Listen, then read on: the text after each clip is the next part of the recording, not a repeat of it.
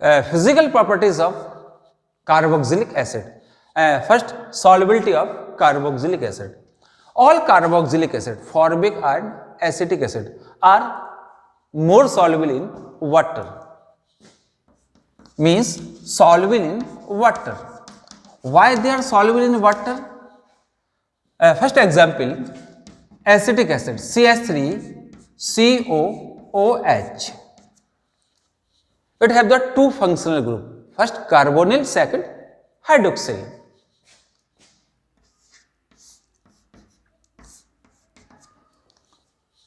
And carbonyl is a strong electron withdrawing group than H here, slight positive, and this oxygen of carbonyl slight negative.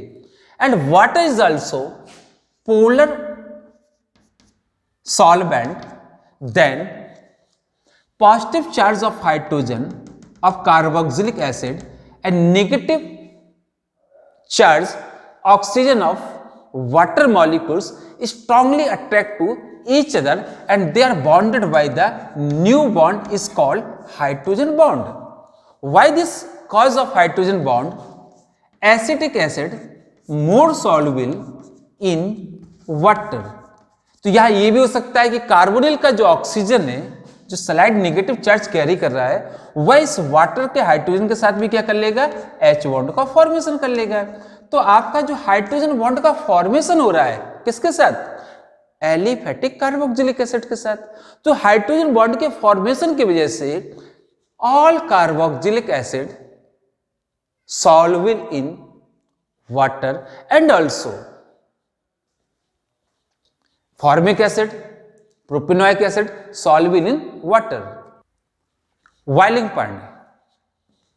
The boiling point of carboxylic acid more than compared to alcohol or ketone or aldehyde.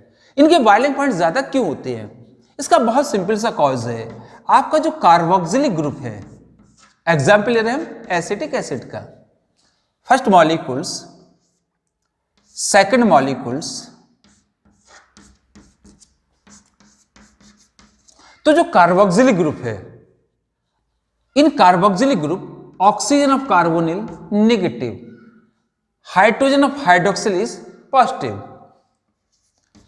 तो आपके जो दो molecules जब पास पास आते हैं तो carbonyl का जो ऑक्सीजन है वो सेकंड मॉलिक्यूल्स के हाइड्रोक्सिल के हाइड्रोजन के साथ किस बॉन्ड का फॉर्मेशन करेगा, किस बॉन्ड का, हाइड्रोजन बॉन्ड का. और फर्स्ट कार्बोक्सिलिक एसिड का जो हाइड्रोजन है वो सेकंड कार्बोक्सिलिक एसिड के कार्बोनिल के ऑक्सीजन के साथ क्या करेगा, डेफिनेटली हाइड्रोजन बॉन्ड का फॉर्मेशन कर लेगा.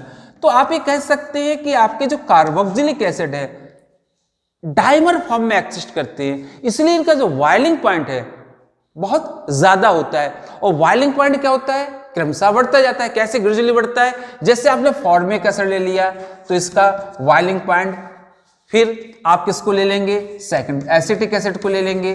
तो जैसे आप फॉर्मिक एसिड से एसिटिक एसिड की ओर जाते हैं तो बॉइलिंग पॉइंट क्या होगा, इंक्रीज होगा. जैसे 373 केल्विन है, इसका कितना है 391 केल्विन है. तो कंटिन्यूस क्या हो रहा है, इंक्रीज हो रहा है. और यहां तक कि लेस वोलेटाइल होते हैं, आप इनको बॉइल करते हैं मान लेते हैं बॉइलिंग पॉइंट पर, तो ये जब वेपर बनती हैं तो वेपर में भी किस फॉर्म में एक्सिस्ट करते हैं, डिसोसिएट नहीं होते हैं. किस फॉर्म में एक्सिस्ट करते हैं, in the form of dimer. Next is melting point. तो कार्बोक्सिलिक एसिड का जो मेल्टिंग पॉइंट है उसका रेगुलर सीक्वेंस नहीं है. जैसे आप देख रहे हैं कि ये आपका 1 2 3 प्रोपेनोइक एसिड है, फिर 1 2 3 4 ये आपका ब्यूटेनोइक एसिड है. नेक्स्ट 1 2 3 4 5 ये आपका 1 2 3 4 5 पेंटेनोइक एसिड है. तो डेफिनेटली आपका जो मेल्टिंग पॉइंट है वो इंक्रीज होना चाहिए. जैसे आपने कहा कि प्रोपेनोइक एसिड का कितना है 251 केल्विन है, ठीक है. फिर आप किस पे पहुंचे, ब्यूटेनोइक एसिड पे पहुंचे, तो कितना हो गया 267 केल्विन हो गया. चलिए भाई बढ़ गया है. फिर आप कहां पहुंचे, पेंटेनोइक एसिड पे पहुंचे, तो कम गया है, कितना हो गया है 237 हो गया है. तो बॉइलिंग पॉइंट जो आपका ब्यूटेनोइक मेल्टिंग पॉइंट जो ब्यूटेनोइक एसिड का है वो प्रोपेनोइक और पेंटेनोइक एसिड से ज्यादा है। उसका कॉज क्या है? देखिए इसमें जिगजैग पैटर्न है 1 2 3 4। तो आपका मिथाइल और जो आपका कार्बोक्सिलिक ग्रुप है जस्ट अपोजिट टर्मिनल पे है, अपोजिट साइड है। तो यहाँ पर जो मेल्टिंग पॉइंट क्या होता है कि भाई आपके मॉलिक्यूल्स कितने पास पास आके क्लोज पैकिंग करते हैं, तो ये लगभग ऐसा लगता है कि बिल्कुल अपोजिट डायरेक्शन में है। तो यहाँ पर इलेक्ट्रॉन का रिपल्जन नहीं हो पाता, बल्कि ग्रुप का रिपल्जन नहीं हो पाता है। तो आपके 4 कार्बन मींस इवन नंबर के कार्बोक्सिलिक जो एसिड है उसे बहुत अच्छी क्लोज पैकिंग होती है। इस वजह से उनका जो मेल्टिंग पॉइंट है बिलो एंड अबव, उसके पहले और उसके बाद कौन है? प्रोपेनोइक एसिड है। उस तरफ कौन सा है? पेंटेनोइक एसिड है, उससे ज्यादा होता है। क्यों होता है? क्योंकि जो इवन नंबर का कार्बोक्सिलिक एसिड है उसकी क्लोज पैकिंग हो जाती है। जब क्लोज पैकिंग होती है तो मॉलिक्यूल्स बहुत पास पास आएंगे, वंडर वाल मॉलिक्यूल अट्रैक्शन बहुत इंक्रीज हो जाएगा, जिस वजह से उसका melting point below and above, पहले और बाद के कार्बोक्सिलिक एसिड से ज्यादा होता है।